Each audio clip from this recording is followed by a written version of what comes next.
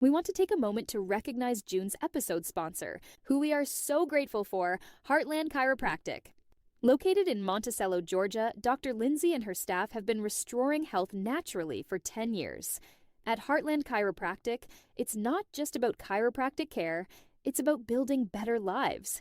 Their team truly listens, treats every patient like family, and serves with purpose and compassion. We're proud to partner with a business that shares our commitment to impact, service, and community. Call them today for a free consultation, 706-468-6500. Vertigo, neck pain, whiplash, they can help come up with a personalized plan for you. That's 706-468-6500. Thank you, Heartland Chiropractic, for supporting the Impact Show this June.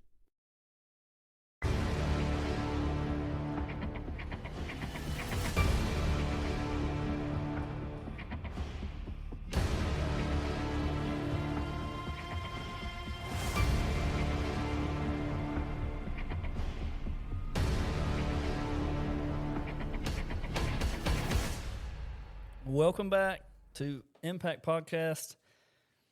We are here on episode number 24 today. Each and every week we gather and we talk about what kind of impact are we making on the world that we live in. And so our goal on this show is to understand it sooner than later, and also for our guests to do the same. This week we have a guest. His name is Lem Durden. I will introduce him in just a minute. But before we do, as always, Maddie, let's talk about takeaways from last week, just briefly. Yeah. So I think you actually gave your takeaway last week, but give it again. So my takeaway was that, one, the devil shows up as fear. Fear's around us every single day. And I have to choose how I respond, or you have to choose how you respond. It can't be anyone else. That's good. So fear is there. It's present all the time. We have to have courage to overcome fear, and you choose courage. Very cool. Okay. Excellent. Like I said, that's today. Lem Durden. For those of y'all that don't know Lem, I'll introduce him as our Chick-fil-A king in Madison. But Lem, how are you doing today, friend? Doing well, Jeremy. Thank you for having me on. Good. So Lem is, in fact, an owner-operator of a Chick-fil-A here in Madison, Georgia. Also a friend of mine and mentor. He and I work together a little bit, and we may get into some of that today. Maybe not, whatever he chooses to talk about, but he is on the spot to be interviewed. He is obviously a leader that carries, 75 to 80 people, right, at the Chick-fil-A store. And so he's also done some other things in his life, and he'll probably talk about some of that. But either way, I personally know Lem decided to have an impact, and that's what he's doing. And so we want to talk about that, kind of delve into it today. So, Lem, before we start, tell us about your family. Tell us about who you are, where you came from. Let us know. Let the audience know who you are. Absolutely. Mm-hmm. So, grew up in Augusta, Georgia. Okay. And I have two young men, 27 and 29, and they're married and living their best life right now. Been married, it will be 30 years this October. I've been an operator for 26 years, a franchisee, Chick-fil-A for 26 years. That's a little bit about me. Has it always been here in Madison? No, actually, I started at the Mall of Georgia.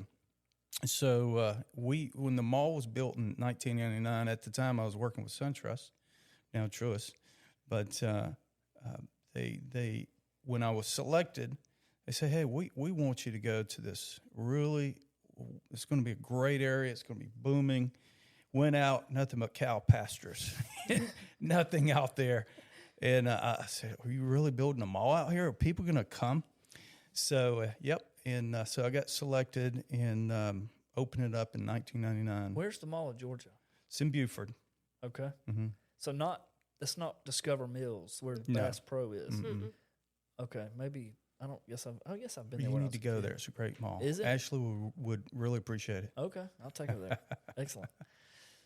Duly noted. So you started there. How long were you there? So I was there at 19 years. 19 years. Wow. So what brought you here? So Madison. Well, I passed through this town so much on my trips back to my hometown of Augusta from Gwinnett County. And I really enjoyed this. Was kind of my stopping place, and I always felt like it's just a cool town, really great people, hardworking people. And I just felt like, hey, this could be a place I could really enjoy. Of course, we have Lake Oconee, which is a beautiful lake, and enjoy spending time there on the lake as well. And I just felt like this could be one of my chapters of life to come here and just enjoy this area. A very relaxed environment. It's been a great store, great people, great customers. And I just felt like it was a change. And after that long, you kind of need a change, right? So did you build the Chick-fil-A here, or did you take it over? No, I took it over. Okay, so it was already here. That's right. When did you take it over? In January of 2019. 2019. Okay, not long ago. Well, Right. not long ago. It's been 6.5 years ago. Wow. Okay. We refer to that as pre-COVID. Wow. That's crazy. Wow. So you took it over in 19, and then a year later you had COVID break out. We did. That was very strange. It really was. The good, bad news, we were kind of in shape and ready to really maximize our drive-thru because of the drive-thru play, face-to-face ordering. We already had that going on, so we were a step ahead of our competition in the sense that, okay, our dining room is closed, like pretty much all of America. And we were able to maximize and take care of our guests through the drive-thru, 100% of the guests, pretty much. So that's good. Yeah, so were restaurant workers considered essential workers? yes. Yeah. Wow. Okay, cool. I remember you couldn't be on the road unless you were an essential worker. True. And that was crazy. Scary times. It was, bro. Like, it was really scary. I kind of block it out. Did you get COVID during that time? No, I went about a year without getting it. But I did get it. I've had it a couple times, I guess is what it was. But So looking back, I felt like I had some symptoms, but I wasn't diagnosed as COVID. Okay, correct. Yes, I would say the same for me. Yeah. So I had been sick that March and February, March, whatever, and nobody knew what it was. The doctor couldn't tell me. I just was sick though, but never did get diagnosed with it. So Right. maybe I did have it. But anyway, I remember going to the grocery store and watching people carry their bags with gloves, and then coming home. I remember they were saying it was so bad. Like, I'd come home from work after being in the world, and I had to take my clothes off at the door and put them in the washing machine. I don't know about y'all, but that's what we did because we were freaked out. Yeah, we live in a neighborhood, and we would always get together, and then there was like 3 weeks into it, we were like, okay, this is getting serious. We're scared to even be around our neighbors, and we would just all sit in our yards, like across the street, like all distancing, and it was just like, man, this is weird times. I haven't thought about that. I kind of try and block it out as much as I can. Well, we didn't come to talk about COVID. That's right. This is a podcast, so we talk about That's true. So, Lem, you got 2 boys, grandkids, but you have a heart for people. Have one grandchild. One grandbaby. Just had one. Just had one. She's about 7 weeks old now. So Congratulations. Yes. Thank you. That's good. So, but your heart for people, I know, I just because of our relationship, I know that you have a heart for people and a heart to serve, and a desire to do that. And so that's why I felt that it was fit for you to be here to share. And so if we could, let's talk about some of your leadership.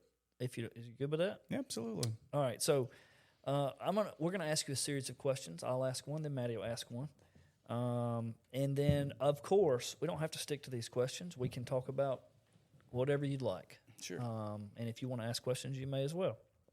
But the number one question is, what kind of impact do you want to have on the world? That's a big question, Jeremy. Way to start it off. Yeah, you answer it first. Well, we want to have a big impact. Yeah. I know I do. I want to leave a legacy behind.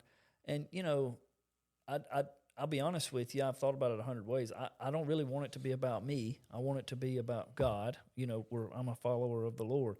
So I want God to be left behind of what I have done. I want it to all focus and go back to Jesus Christ. But having said that, my time on the planet, I want to leave a mark and a legacy that will be passed down through my kids and their kids and so on and so forth. But at the end of the day, I want my life to point to Christ. I love it. So that's my impact. But Well, and I think, they don't know it, but we've kind of been coaching each other yes, sir. lately. And, I believe in the coaching impact that you can have on people. With that, I've been coaching my employees since I started as a franchisee. And I enjoy coaching. So an impact that I think I've made and want to keep making is coaching people. I think the world needs sincere, positive, and experienced people that will truly want to help them. And so, when I think about what my next is in life, an impact is a good word for that, because I am doing this podcast today to make an impact. I feel like I've always been more of an introverted personality. So this was not my thing to do unless I felt like, hey, God is telling me to move forward and have a voice and help people. Because it's very easy to stay in your own walls and really just take care of yourself and not challenge yourself and not try to be courageous and do new and different and hard things. So with that said, this is what I'm doing. I want to start doing more podcasts. I think this is something that can reach a lot of people even after we're gone. And to leave that legacy, not for my own benefit, but the legacy of, hey, you felt like you've kind of left some fruit behind. We're here to help people. And it's not just about, and at my age, you start to realize pretty quickly, it becomes less and less and less about you. That's right.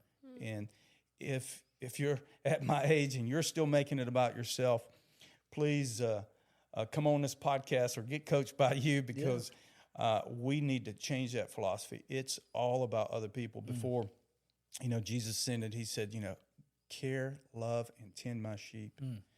And that's what I try to do with every employee I have. Obviously, people I coach, I enjoy coaching. I enjoy getting coached. And I think it's one of the most valuable things that you can do in your life, because, in my opinion, in order to make the impact that you want to make, you have to first conquer yourself.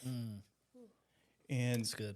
people, they don't realize how important that is. Yeah. To always be trying to get better at what you do, trying to recognize, hey, if you see a problem, how do you see the gold in that problem? How do you pull out the experience? So maybe you won't have that problem, or you know how to fix the problem next time. So conquering yourself is, hey, if you have anger, how can I fix that? How can I get help for that? What small step can I do today?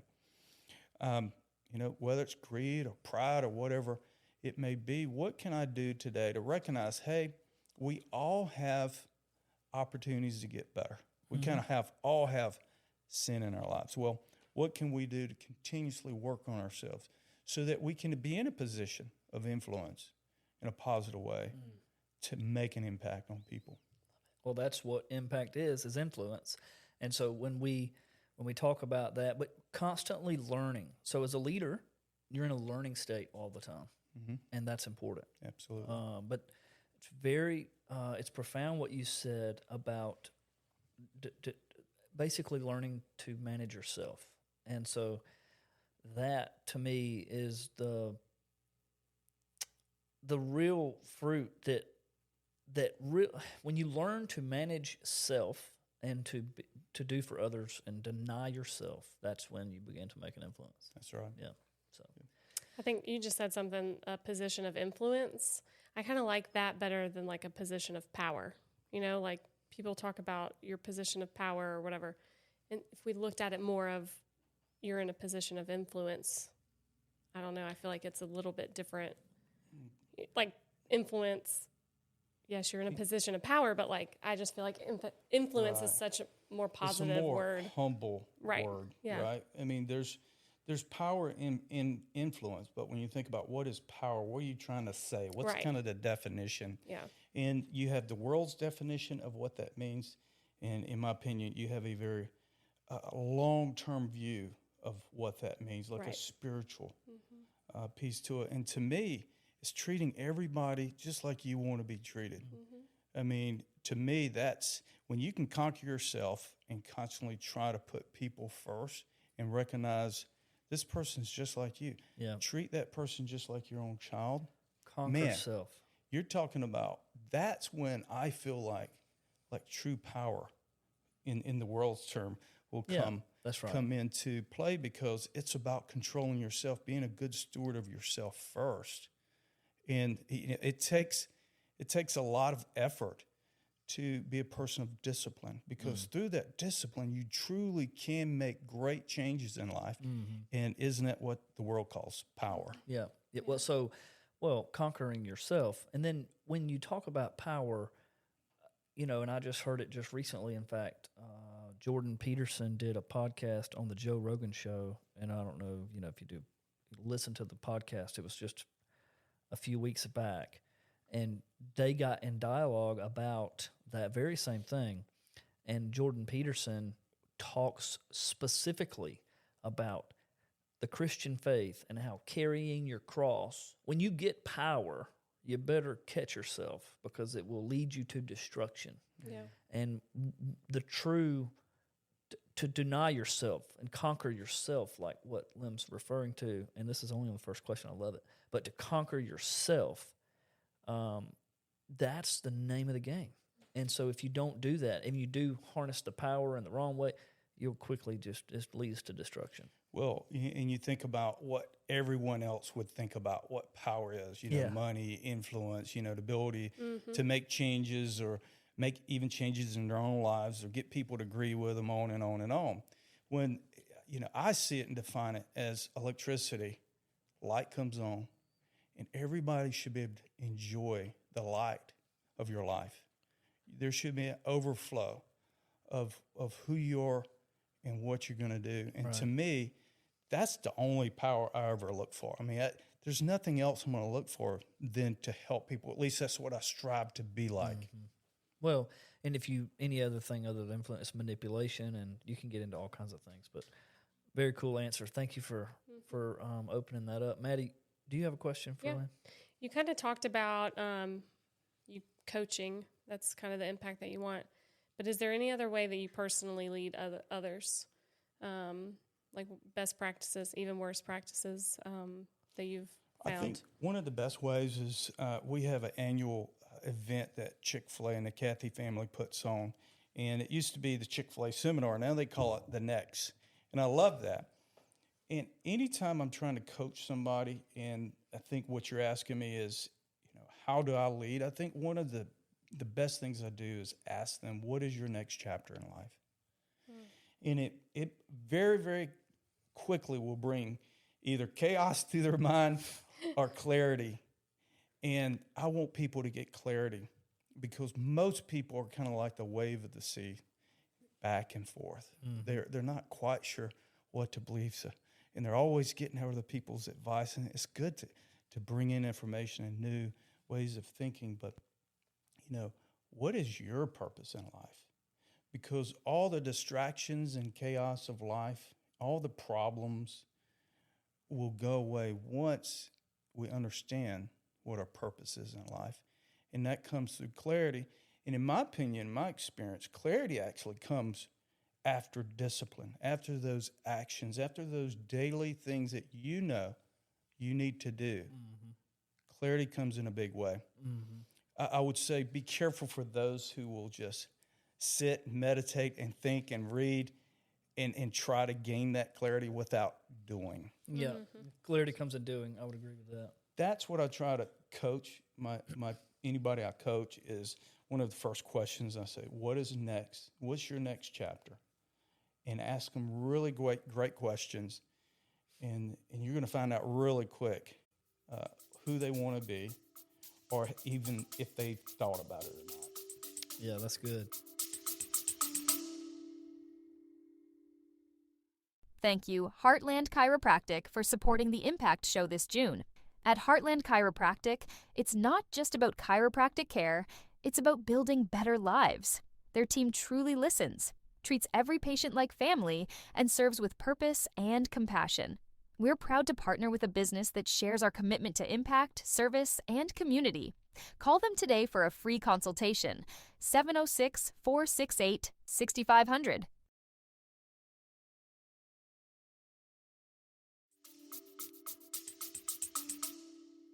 That's good. So then how would he lead? He leads by having them cast vision for themselves, really. If he's asking them what's next, he's trying to get them thinking about where they're going. And that's good.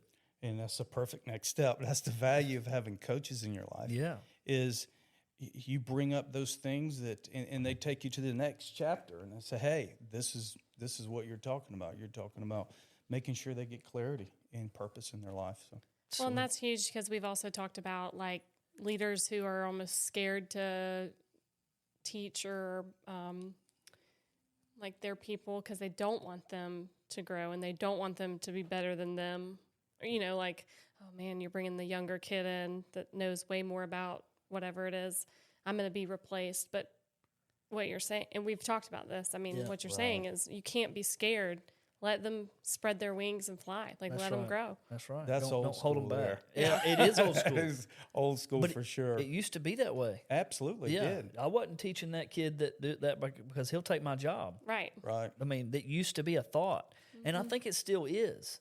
I think that when you grow in as a leader, I don't certainly think that anymore. I want people to be better than me, but I think that's a growth in your leadership, and I think as even young people today don't want to share.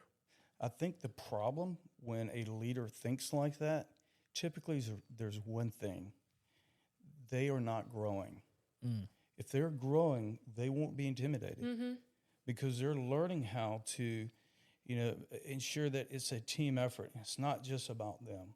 So, and I don't see it all. I don't see any of that at Chick-fil-A, in my opinion. I think Well, it's the operators, culture. Yeah, the culture operators there. really gotten good because they realize they're only going to benefit by teaching, encouraging, helping them with their next in life. Right. And to do that, not only have you gained, yes, you might have them for a shorter season in life, but that's not your goal to control somebody's life. Right. You want to push them out of the nest. That's right. And like, how great is it that they get to look like if once you're leading them and you're pushing them, coaching them into the next chapter of their life, not that you have to be thanked, but they'll be able to do that to someone else. Absolutely. Because, yeah. if you've ever been led by a really great leader, you strive to be like that person, 100%. and so then that person, you just hope when they become a coach, a teacher, a leader, whatever, they can do the same. And then it just spreads like wildfire. We owe so much to so many people that that we grew from, whether it's teachers or coaches or your employers, whoever. But I think gratitude's probably in order, more so than ever. And when you give that gratitude, I think you really do. You're impressed upon this better way of life. You want to keep moving in that direction. Right. No, that's good. So thinking about that, can you share with our audience, Lem, where you have ever been in your career now? You can go back 20 years and say how, if you've ever made an impact and you know it was because of something that you were intentional about and you've seen it come to life. Have you ever realized, like, there was that day where you said, oh my God, it's working. I just made an impact on that kid, that woman, that man, that person. Absolutely. I don't tell this story very often, but I used to do prison ministry, and I would do it for many years now. It's not necessarily Chick-fil-A related, right? But I felt like I was being called to go help those that are most neglected in life. They're sometimes thrown away, right? So I started doing that. I was with the prison ministry for about 10 years. And I remember going, and because I chose to be available, I felt like God worked through me. So there were so many times that after I got done speaking and helping the men and doing Bible studies, and we also did Celebrate Recovery, that there were so many men that gave their life over to God or either rededicated their lives. And to be able to do that at a certain age and being in prison, and you could tell just by their face they were changed. And that stuck with me for so long, because you see these men, a group of 20 to 40 men walk in, and you see their faces. And then when they leave, it's like their faces were changed. Wow. It was unbelievable. And that's the power of God. Mm. All I had to do was be available. It wasn't nice to do a 45-minute drive on Friday nights once a week to do that. But I felt called for a period of time. Mm. And so that was kind of my first, I guess, coaching opportunity. I had some amazing times. It was a lot of times I remember driving, why am I doing this? I'm driving 45 minutes, staying there 2 hours and coming back 45 minutes. And it wasn't always easy. But God grew me most during those times where you give yourself the most. I like what you said. You didn't take the credit for it either. You immediately gave the credit to God. God used you, but God made the changes. Right. Not you. That's good. I mean, that's humility. So. Tell me about though that you went and you taught and you preached. You made sacrifice 4, 5, 6 hours of your Friday. How long did you do that?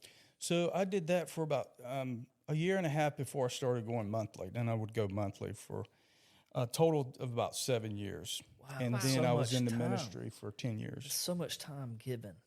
And, it takes me to the verse in the scriptures where David said that, and I can't remember right now where it's at. David said that he wouldn't give any sacrifices to God that didn't cost him anything.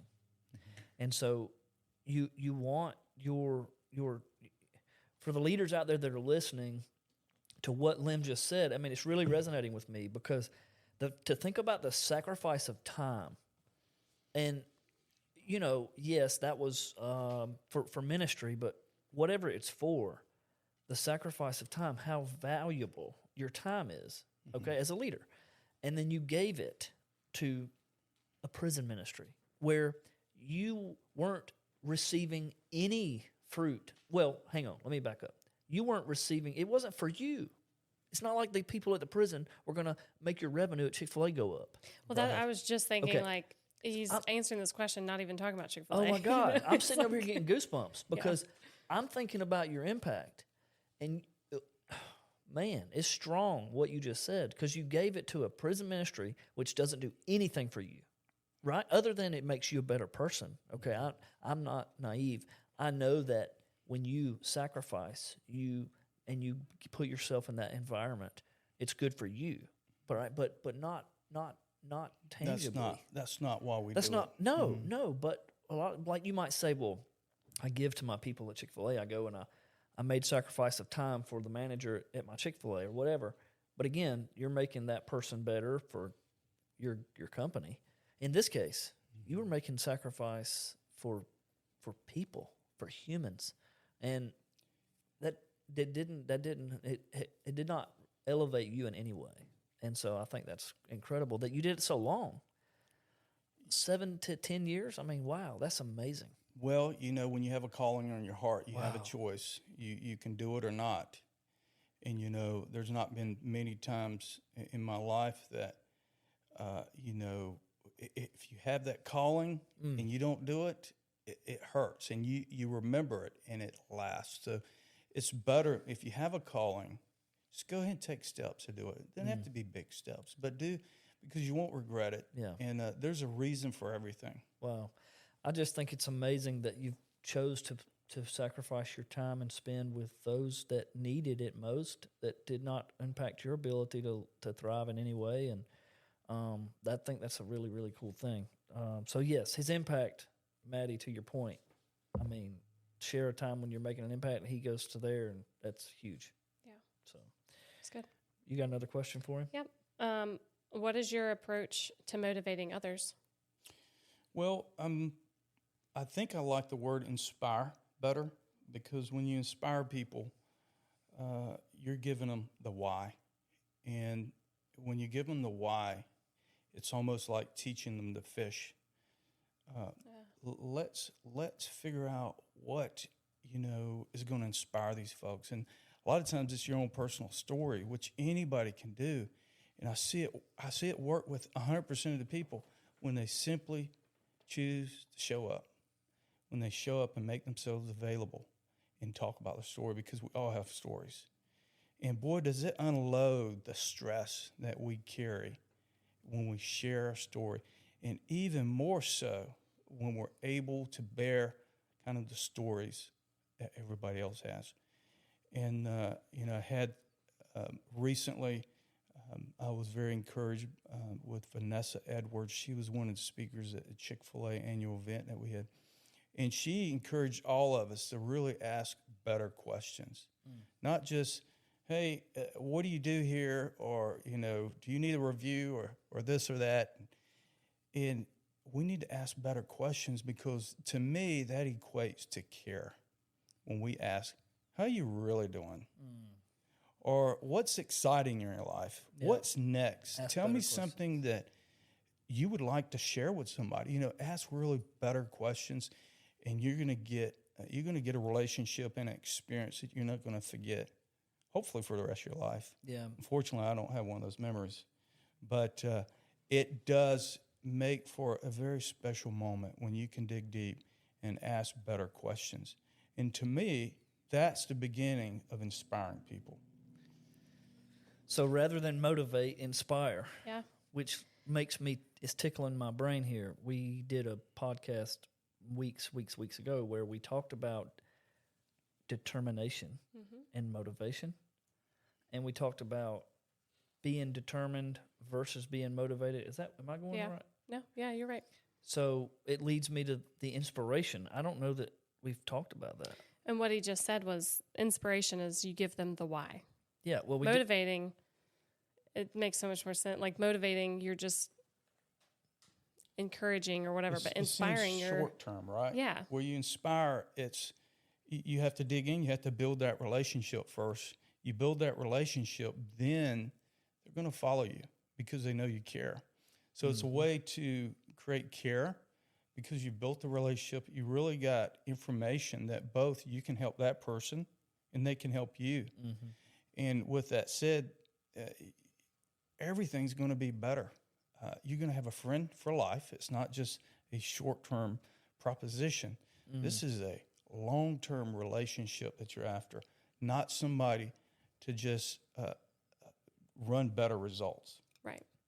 interesting. So when you were talking about ask better questions, I think it was neat because in my head, I just think about,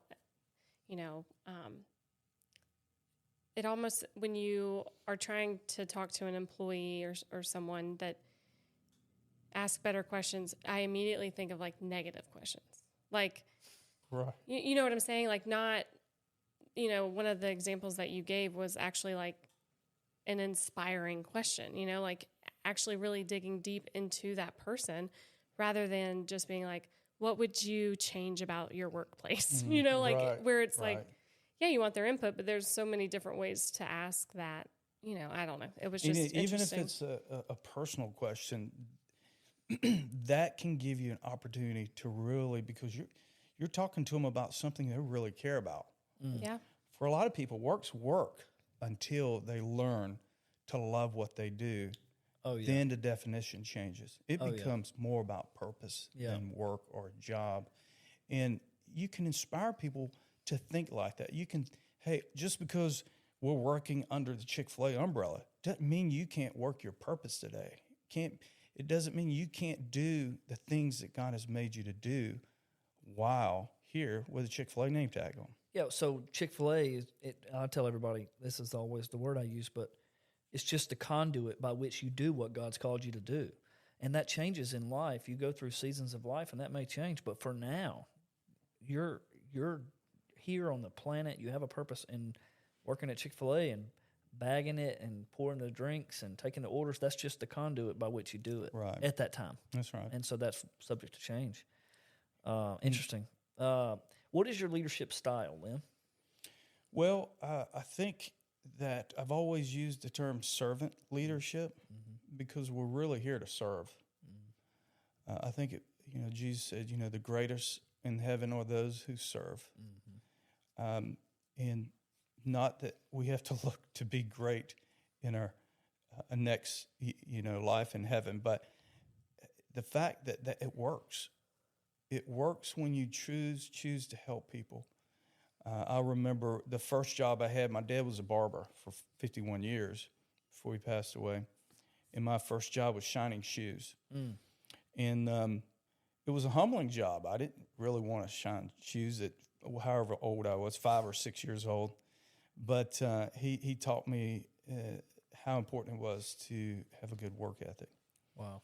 And but I realized those people, when I shined the shoes, how grateful they were.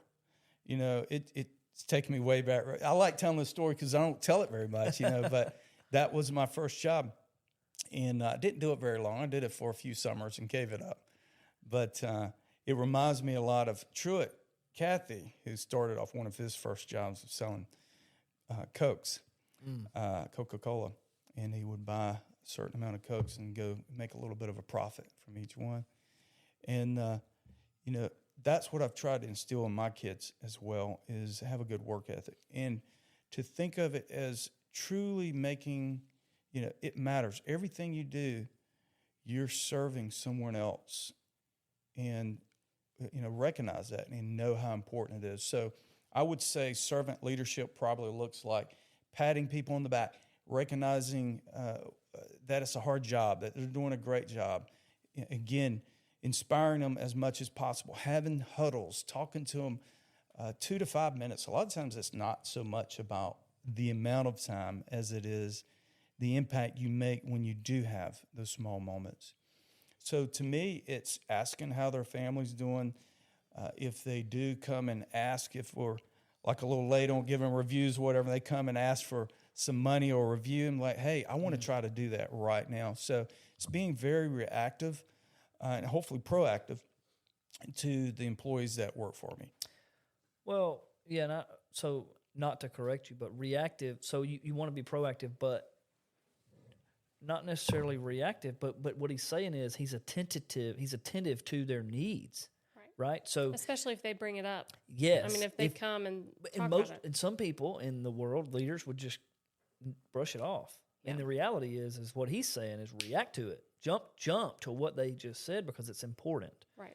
And so that's wise. Yeah, absolutely. That's right. And to create margin is good stewardship. And I think that you have to have enough emotional margin to be able to handle things in the business. You just can't grind it out all day long, every week, every month, and not really understand how important people are. Wow. And so, yes, you could try to,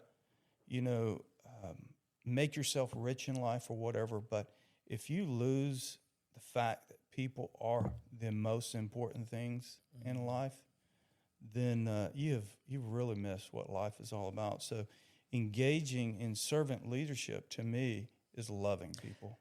It is so... I'm like trying to scribble things down. Yeah, there's a lot of wisdom coming out. Yeah, this was good. But it's just think the things that he's saying right now, and I don't take this for granted. What you're saying is not the belief of everyone. Right. Okay. And so for the listeners, what Lem is sitting here saying right now, he is echoing, he's pouring out things that don't live in the minds of every leader. In fact, he is one of the few and far between that really feel that innate in it's inside, and it's innate in him. But people being number one, we talk about that on the show all the time. Not every leader actually feels that inside. That's not real, for them. Right. And so that's a very unique outlook. I find that when that happens, it's not a natural thing that people or leaders don't really care for people. It's they've gotten too busy. They got distracted. And they're making it about the bottom line or other results. Running the reports and that's right. Well, it's the dollar. Yeah. And most leaders, and I'm saying that because it's true, they're more concerned about the dollar. They don't not care about people. They care about people because if they didn't, they wouldn't be in any form of leadership by golly. But they get to a certain point, and I think that threshold is higher for some than others. And they get to a certain point, and they'll make decisions based on the numbers. And when you have an all-encompassing, full glass like Lem has, like what I'm picking up he has, and I'm sensing this now more than I have recently just by what you're saying, but it's full. It's full, and so the thing that resonates is people are number one, no matter what, right? And he's made that decision. He's chose that as his all-encompassing thing, and everything else is built around that, and that's brilliant. And that's how you get better results. That's right. So Care for People and Chick-fil-A has always talked about how to balance results and relationships, because we do have to make money to stay in business. 100%. Right? That's right. Yeah. So how do we balance that? And the best way you can do is spend your effort, spend that extra margin of profitability on your people. And one thing we do is personally in our store, we do a 401k and profit sharing and other benefits. But mainly we always try to maximize their pay. That's not easy to do, because you still want to be really good in all the areas of the business, right? So, what can we do? So one of the biggest added values I think I do for my employees is coaching. Yeah. I love to coach. I wish I could spend more time coaching. So what I've done is I've coached my other leaders to coach them. So I try to focus on a smaller group of folks, which is my top tiered leaders, so that they can have time to feed into the rest of the team. And then you have them coach their teams. That's right. Yeah, that's Exactly. powerful. Yeah. That is where it's at. So, and because there's only so much time, Lem only has so much time, and you have to give to them I don't know how many leaders you have that you're giving to, but you give to them, and then you require them to give to others in the same way. Yes. That's good. That's the law of, what do they call that, reciprocity? Right. But yeah. So I don't know if that's a true definition of servant leadership, but that's my definition. He's getting it back in line. I love it. Yeah, there you go. Next question. How or has your leadership style evolved over time? Well, I think I used the magic word there. I think I've learned how to create more margin and also analyze, the amount of energy that I can put into the business. And every franchisee, every leader, we have more than just one area of life. We're raising kids. We're concerned about other maybe nonprofit organizations, your churches. You have such a big life, and it just gets bigger because you want to do more. I used to always say, my best kids, the kids that come in and work for me, when I interview them, most of my leaders will do most of the interviews now, so they know what I look for. But if they're doing 25 things, we want to hire them because they can do 26 things really well. Yeah. And I think those are the type of leaders that Chick-fil-A will attract in operators. They are very competent, great, amazing leaders. And so they do a lot. So their time is valuable. With that said, I think creating margin so that you can evolve. So I think number one, as the thing that most helped me evolve was creating more margin. So maybe it was a little bit of sacrifice on the profitability or sacrifice in certain areas, but you need to have balance in life. I can't get rid of that word because it's pretty important to me. I think it's changed me in a very positive way. So if you feel, an example, if you feel like you're getting burned out in a certain area, I try to rate certain areas in my life. And if that stress factor gets too high, well, pull it back. You know what I mean? Figure out how to readjust. So as I evolved into, when you get started as a Chick-fil-A franchise, at least myself, I was a manager, I was a marketing director, I was the ops director, I was everything when I first started. At least that's what I felt like. So I had to learn to delegate really well. So that was the first thing I realized I needed to delegate. But as the business grew, and it grows, as you know, Chick-fil-A just keeps growing, you have to find the margin to be able to keep learning, to keep building relationships, to be an ambassador in the community. and on and on. I can probably give you a list of 100 different things. So the life is big if you choose to let it be big. I mean, you're doing a podcast. You just opened your own business recently. You're very active in our church, and go on and on. So yes. So how can you still be super effective at being a franchisee and also still see the rest of your life, rise and move in the direction that you want it to move in? So creating margin, time to think. And when I say margin, time to think, time to be with other leaders. I'm constantly talking with other operators, at least weekly. So that helps me be able to, find out, am I doing the best that I can in my job? So I can give you a lot of other examples, but hopefully that answers that question. No, That's great. Well, I mean, your leadership style has evolved based on, like you said, the margin that you create in it, and it's obviously changing. Your leadership goes from what you said a while ago. Your marketing, you were doing all these things, and then you learn to delegate, and then you learn to bolt on something else, and then you learn to take things off and give to others. So your leadership style constantly is evolving. Yes, Yeah, I agree. It's good. Okay, I think this one's mine. Who has been a major influence in your life? Now, major or minor? Let's just say who. Think of me at least one or two people that have influenced you and made you the leader that you are. So I would say really John Maxwell, through his books, has probably been the person that most influenced me, because I read so many of his books early on, and I just grew as a leader so much. Every time I read his books, it just something new came out. So I would just constantly, almost like a devotional, every day I would read certain chapters in certain books. And but that one, I would say the person that is Dan Cathy. He has led Chick-fil-A in such an amazing way, and being able to hear him and his passion for making Chick-fil-A great all these years. He's since retired, and his son is CEO now, Andrew Cathy. But there has not been a year that has passed that he has not inspired me. So that is a person I always tried to be more like. I mean, he's a doer for sure. And he enjoys, it seems like he just enjoys life so much. So that, just the example that he has set has probably been the biggest influence on my life. Do you have relationships with Andrew? I mean, do you guys, as operators, do y'all? We know each other. He's a busy guy right now. Oh, yeah. So he's available. I think all the Cathys are very, very available. Yeah. Wow, that's cool.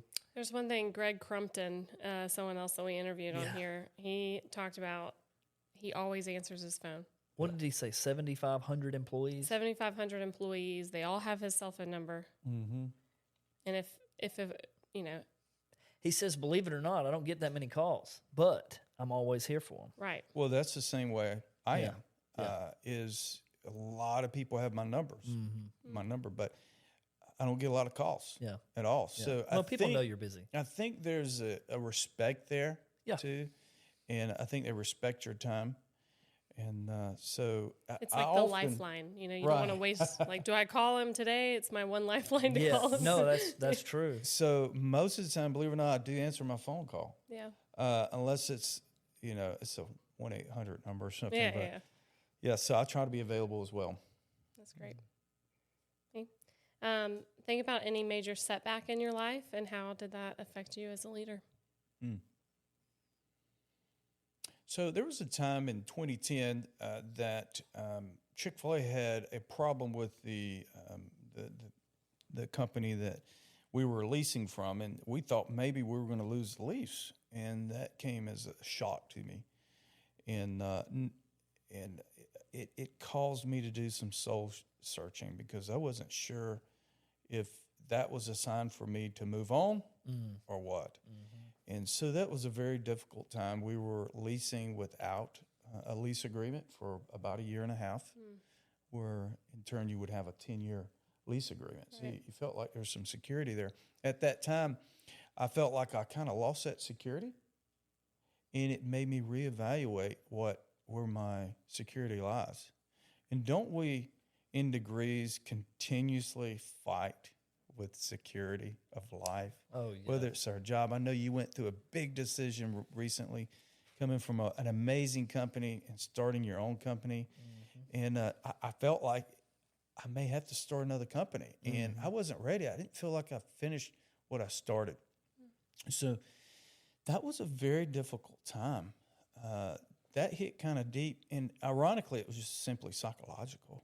Yeah. I mean, really, it was Yeah, it all wasn't in my real, mind. yeah. It's like I was worried about it. Yeah. So it taught me who I really was. And every difficult situation does, right? Yeah. We get challenged. And what a beautiful thing it is that if we can truly appreciate those moments, we find the gold within those problems. There's always a wet side of the leaf. That's what I say. Right. There's always a silver lining, and your job is to find that. That's right. No matter what the circumstances are, as a leader, you must find the silver lining, because it's always there at some level, right? God, and that's scriptural too. But God makes everything. There's good in everything. That's at right. some level, and so you have to find that. But that's good. All right. So, if there was one thing that you could share that would change the world, or one thing that you could share that would have an impact and change, like say you could put your finger on something that you would change, what would it be in your leadership or in your leadership journey? If there's anything you'd change. I don't know if there's anything I would change because you can't at this point, but you can change moving forward. And there's no question that the one thing I would like to change is to have a voice. Okay. I've always been a very reserved person. I have extreme filters. Some people, some friends have no filter. Yeah. I'm just the opposite. I have too many filters. And with that said, I feel like I'm being called to have a voice. Somebody who grew up with a speech impediment and very shy is you would think that he's not going to be called to have a voice. So what I mean by having a voice is, positively impact people. Life is simple, and people need to know that, but we make it chaotic. And to be able to have a voice, even if it's just one person that I help, I want to be able to help. And you can only do through your voice, right? So that's why I want to do more of these podcasts now. Before, I would stay as far away as possible from the public's eye. And I just feel like it's time for me to, again, to be courageous and do what's right and not necessarily what's easy or convenient. You have a renewed sense of desire to change, to make an impact, and so this is the way you do it. And it is too. It's also a sacrifice of your time, just like when you were doing the prison ministry. This podcast is a sacrifice of your time. Here you are bringing your mother-in-law off, and then you're coming back, and you're getting into town, and you're here, and you're doing the podcast with us. I don't take that for granted. So thank you. Thank you. And you're doing the same thing. Well, I do, and I feel like it's necessary. Sacrifice is necessary for the leader. Yes. And so one thing I want you to hear, and I wanted it resonated with me earlier so powerfully, because if you're a leader today and you're listening to this podcast and you're not making sacrifice, then you're not reaching your potential. Okay? And so would you agree? Yes. So a leader must sacrifice in big ways in order to lead well, okay? And you're sacrificing in learning or whatever, but your time, you must sacrifice your time. If you think about it, sacrificing is serving. Whether it's now or later, you're preparing your way for the future. So through those sufferings, just like staying fit, it's not easy to get up early in the mornings and go run and work out and do the things you have to do, but it's healthy. You're going to live longer. You're going to be able to help more people, and on and on and on. So many blessings with every discipline. So it's actually smarter to go ahead and live a life of sacrifice, be a living sacrifice. Wow. And I would encourage everybody if you have to, start very slow. As a matter of fact, I would recommend starting very slowly. When I started working out, I know I don't really look like it, but I have been working out. I have a gym in my basement, and I finally told myself, I'm just going to go to the gym for 5 minutes.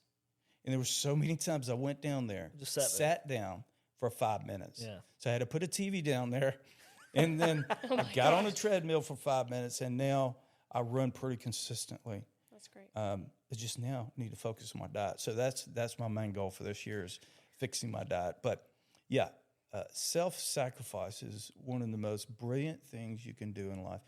And it kind of goes to, like fasting. So simple, right? But if those that have experienced a time where you sacrificed a meal or for a day or 3 days, you get so much benefit out of that, not just physically, but mentally.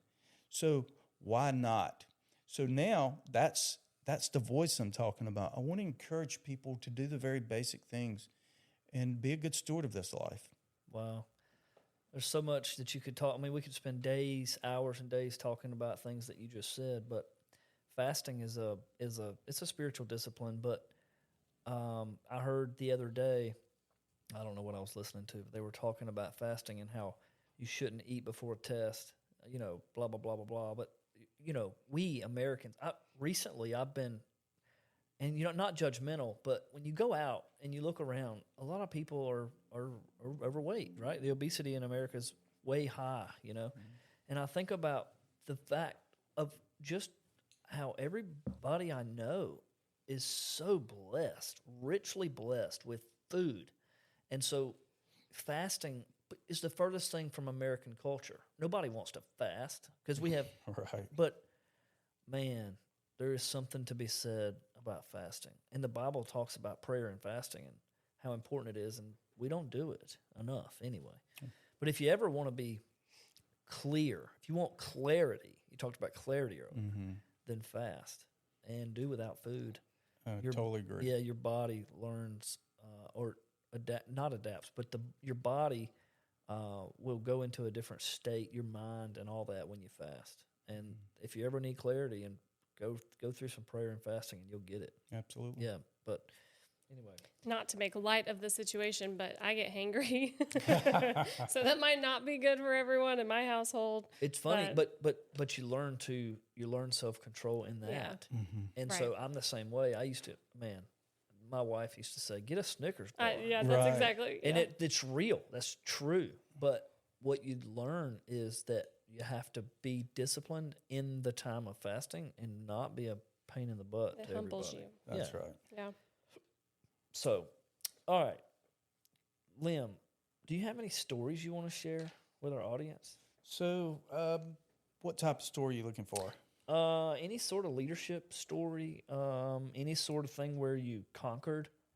You talked about conquering yourself, but you could share a story where our audience would, we always like to tell stories. And so if you have a story that you think would resonate with our audience regarding leadership or you becoming a better person, anything like that you have, you could share. Well, let's see. One thing I try to do is make sure that everybody, we've had so many people that became teachers, doctors, lawyers, and on and on and on that came through our business.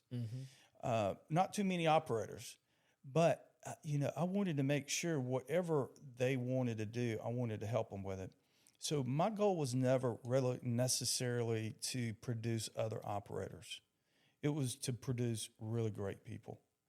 So I think that we have a lot to be proud of when it comes to that. And I always don't say it a lot, but we've only had a few people in 26 years that kind of went away mad.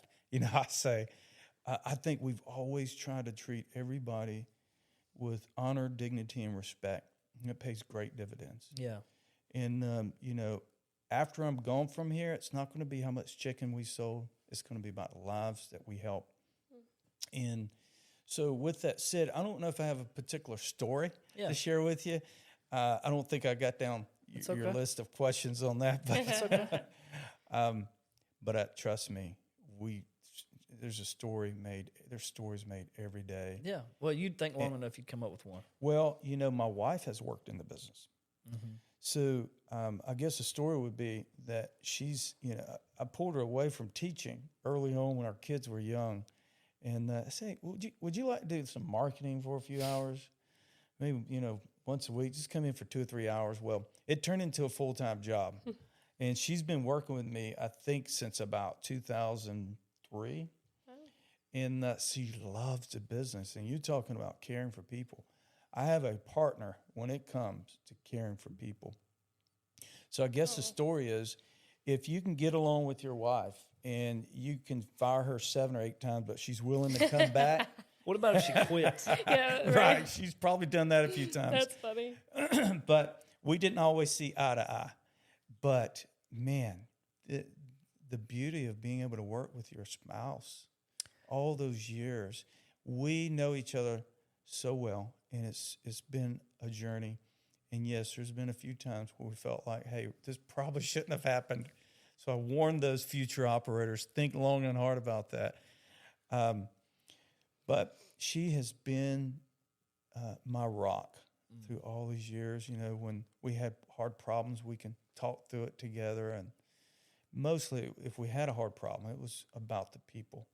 There was a few people throughout the years that passed away that worked for us and for different reasons. And, those were hard times. You lose people, and they're like your family. Mm-hmm.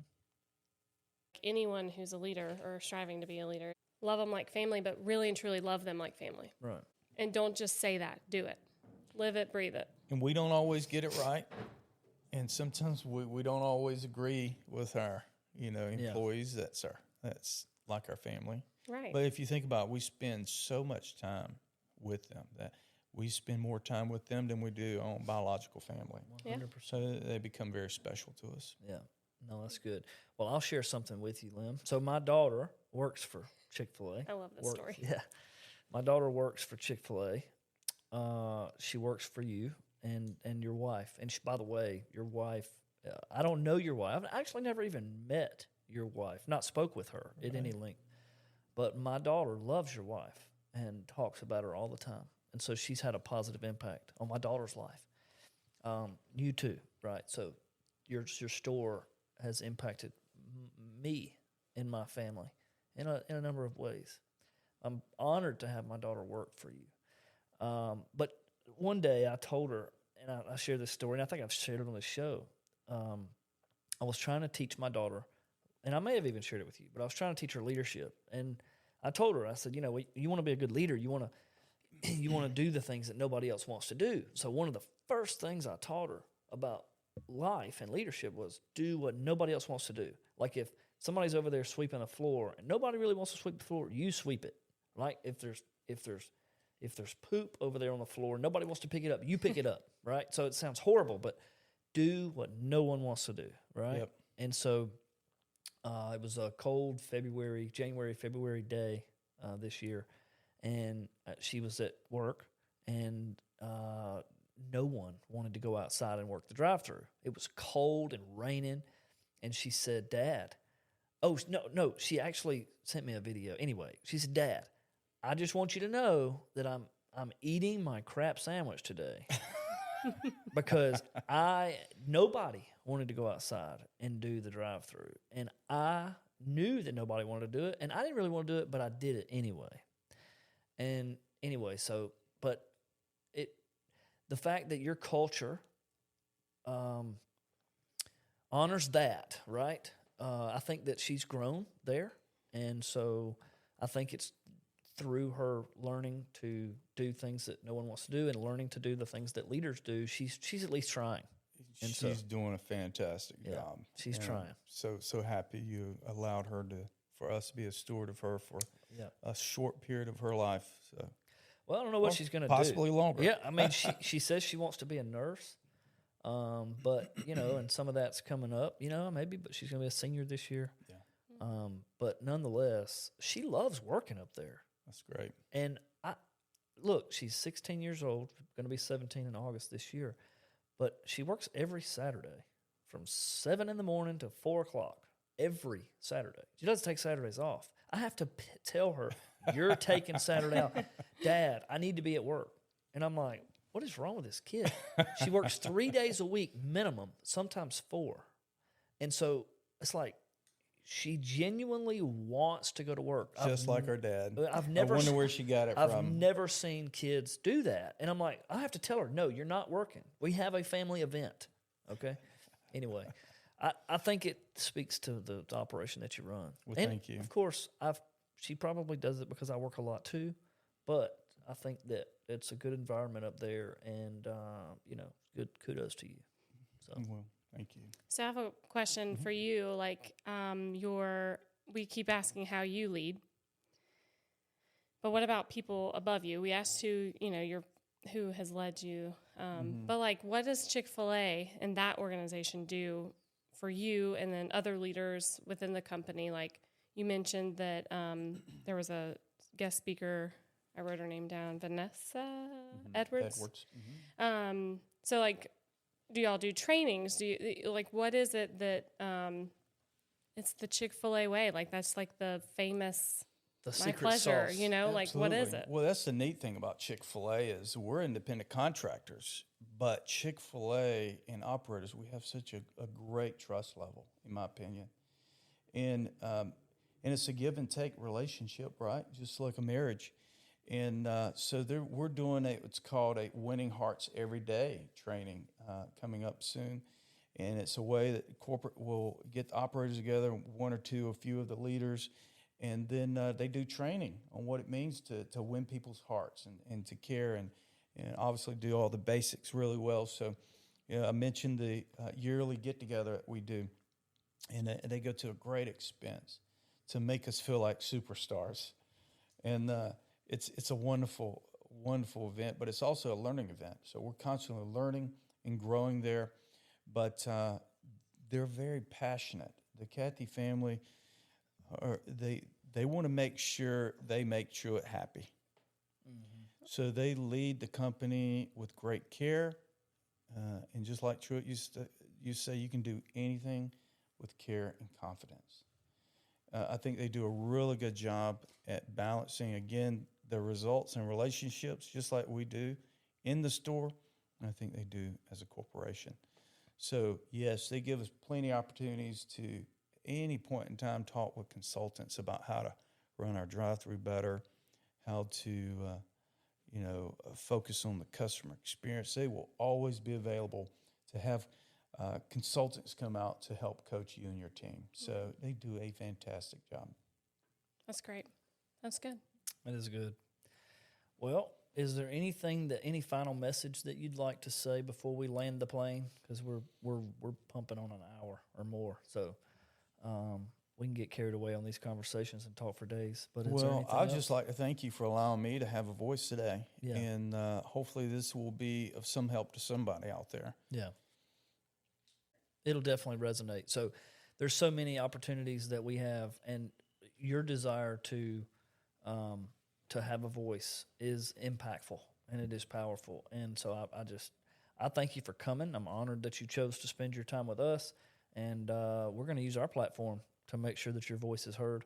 We're going to blast this thing out all over the social media and all that stuff. And Jeremy and I always joke, like, even if you can impact one person or you can impact 1 million. That's right. And we've always said from day one, at least the two of us are impacting each other on this, you know? That's right. So we appreciate you coming on, and you definitely made an impact on me, so I appreciate that. Well, I mean, the end of the day, like we talk about, whether sometimes, we don't look at all of the metrics. We're 50 downloads and all that. It's all cool. But at the end of the day, just need one person to hear the message, and it changed their life. That's right. Well, I know you, Jeremy, and what you set your eyes and goals on, you're going to succeed, and I know you're going to make a big impact, and I'll be praying for you and your team. Well, I appreciate it. We're going to keep rowing the boat. Sometimes it's not easy, but we're going to keep digging and maintain the main thing, right? That's what we talk about. Got to maintain the main thing. But thank you so much for coming, and God bless you and your family. My pleasure.